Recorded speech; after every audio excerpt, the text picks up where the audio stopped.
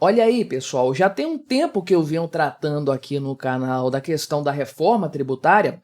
Para falar a verdade, eu estou falando disso aqui desde que o tema surgiu lá atrás e ela meio que já é uma realidade. Sim, foi aprovada, ela já existe, mas tem um caminho que parece vai ser longo em matéria de regulamentação. Tem um monte de coisas para regulamentar, 2 ou 3 partes, né, pelo menos 2.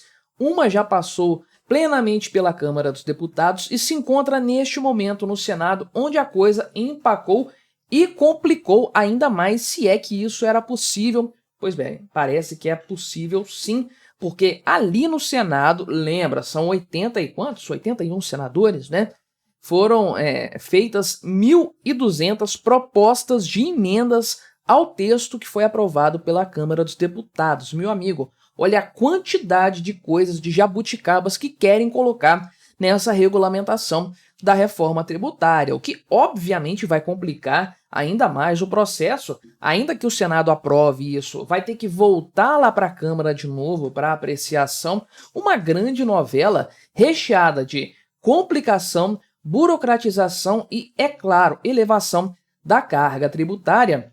E sim, neste momento, o Senado Federal está empacado porque a urgência da reforma tributária faz com que todos os outros projetos, todas as outras votações fiquem suspensas, enquanto esse tema, que tem 1.200 emendas a serem analisadas, não seja votado e aprovado ou eventualmente rejeitado por lá. Vamos conversar sobre essa história, sobre essa bomba terrível chamada reforma tributária, mas antes não se esqueça de se inscrever aqui no meu canal se você ainda não for inscrito. Se você quiser colaborar financeiramente aqui com este meu trabalho, você pode se tornar membro patrocinador do meu canal com valores a partir de R$ 1,99 por mês. Você me ajuda bastante dessa forma, pode ter certeza disso, né? A questão da reforma tributária é sempre importante fazer essa menção, sempre importante lembrar desse ponto, que não é nada desprezível, diga-se de passagem. Reformas tributárias são feitas exclusivamente para aumentar impostos, aumentar a arrecadação estatal.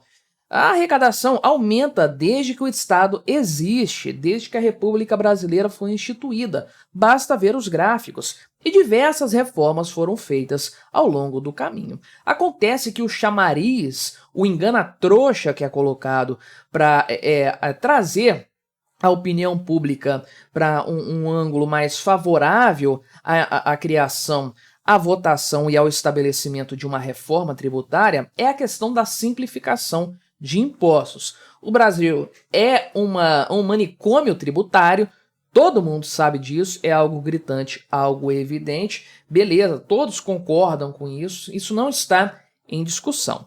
E o que o pessoal geralmente fala quando vai propor uma reforma tributária? Precisamos simplificar tudo para ficar mais fácil.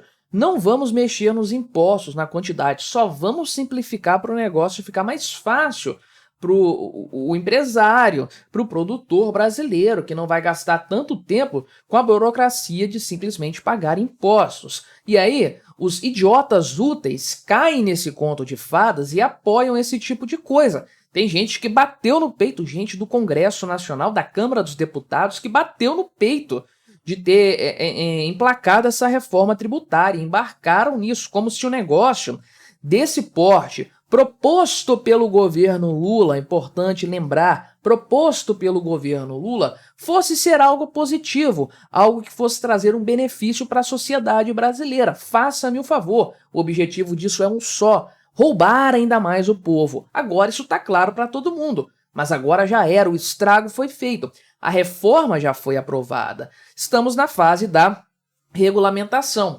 Dá para torcer para alguma coisa nesse sentido, um sentido mais favorável ao povo, ao pagador de impostos, acontecer aqui na regulamentação.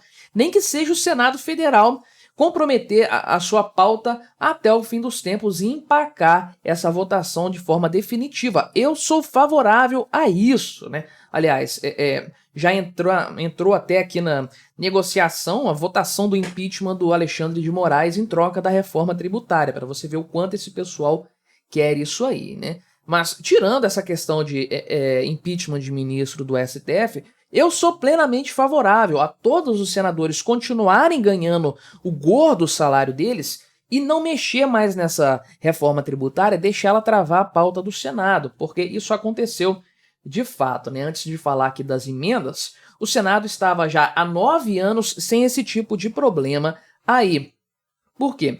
Porque a reforma chegou, a primeira parte da regulamentação da reforma que foi aprovada na Câmara chegou em regime de urgência no Senado. Isso aí dá 45 dias, se eu não me engano, né?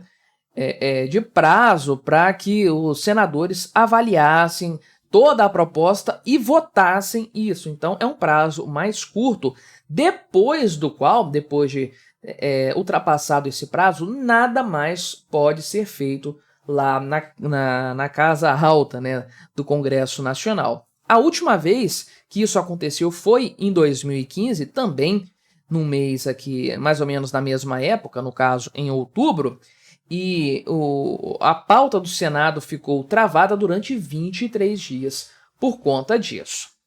Então, essa questão toda aqui é uma discussão entre o governo e o Senado, porque sim, os congressistas já tinham pedido aqui, inclusive o próprio Pacheco, né, para que o governo Lula retirasse a urgência. Parece que havia, inclusive, aqui um acordo a esse respeito. Então, supostamente, o governo Lula ia tirar a urgência para não ter esse problema de travar a pauta. É período eleitoral, senadores estão envolvidos com isso, enfim. A coisa não aconteceu e, atualmente, a pauta do Senado está travada. E o que acontece, né? A reforma está longe, quilômetros, anos-luz de distância de chegar em um consenso, porque foram feitos 1.200 emendas que foram feitas, não apresentadas pelos senadores, e a Comissão de Assuntos Econômicos do Senado já fez 12 audiências públicas sobre a reforma e vai fazer pelo menos mais 2 audiências. Isso aqui é o começo do processo, até depois essas emendas serem avaliadas e tudo mais, para ser composto um texto a ser apresentado no plenário, para ser votado. Vai muita coisa nesse sentido aí. Tem muita água para rolar nessa história, né? O Pacheco realmente pediu para o governo retirar a urgência e o Senado não vai mexer com isso antes das eleições. Lembrando que as cidades mais importantes vão ter segundo turno, as eleições não acabam agora, dia 6, vão acabar para os senadores depois do segundo turno apenas, ou seja, antes de novembro, isso aqui não vai ser feito. É claro que tem aqui o interesse de muitos setores econômicos que estão fazendo lobby junto ao Congresso Nacional. Muitas dessas emendas estão relacionadas a isso, sem dúvidas, fora várias outras questões que eventualmente podem ser alocadas nos interesses dos senadores, desde questões mais liberais mesmo, que seriam interessantes, que seriam aí, realmente valeriam a pena um debate, uma discussão, até mesmo questões mais socialistas, de impor mais impostos, de restringir mais a liberdade e roubar mais a população. No fim das contas, o maior interesse acaba sendo esse, o interesse principal, para onde todos os esforços acabam convergindo. Então aqui tem uma análise grande de tudo que está sendo falado no Senado, da alíquota padrão, do imposto do pecado. Meu amigo, é o que eu quero frisar aqui com você, a bagunça, a zona que é essa reforma tributária, com um imposto único, o IVA, que não é único, são 2 impostos. Um deles vai precisar, um está sendo regulamentado, aliás, ambos estão sendo regulamentados aqui, e só de emendas no Senado, 1.200 emendas, e o IBS, que é o Imposto sobre Bens e Serviços destinado a estados e municípios, vai ter um comitê soviético para fazer o controle dessa história toda, e o direcionamento desses valores é um caos completo, uma zona absurda, e que vai, obviamente, já está claro para todo mundo, deixar a situação tributária no Brasil mais complexa, mais insegura, mais do que já vivemos num manicômio tributário recheado de insegurança jurídica, onde nem o passado é garantido. O STF deixou isso claro para todo mundo, nem o que é transitado em julgado está garantido no Brasil.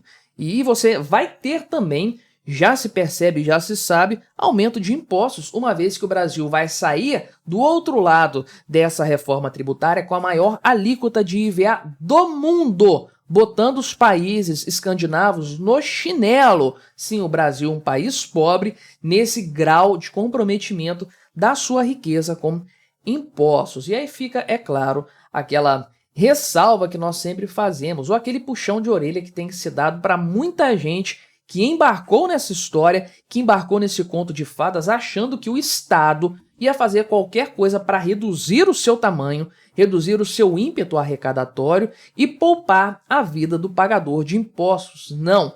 Toda e qualquer reforma tributária tem apenas uma finalidade, que é justamente roubar cada vez mais o povo. Então deixo aqui como recomendação outro vídeo em que eu falei a respeito desse tema de forma mais clara, mais abrangente, de forma específica. Vale a pena você assistir aqui para ajudar a compor mais esta matéria, este tópico. E não se esqueça de se inscrever no meu canal e até a próxima.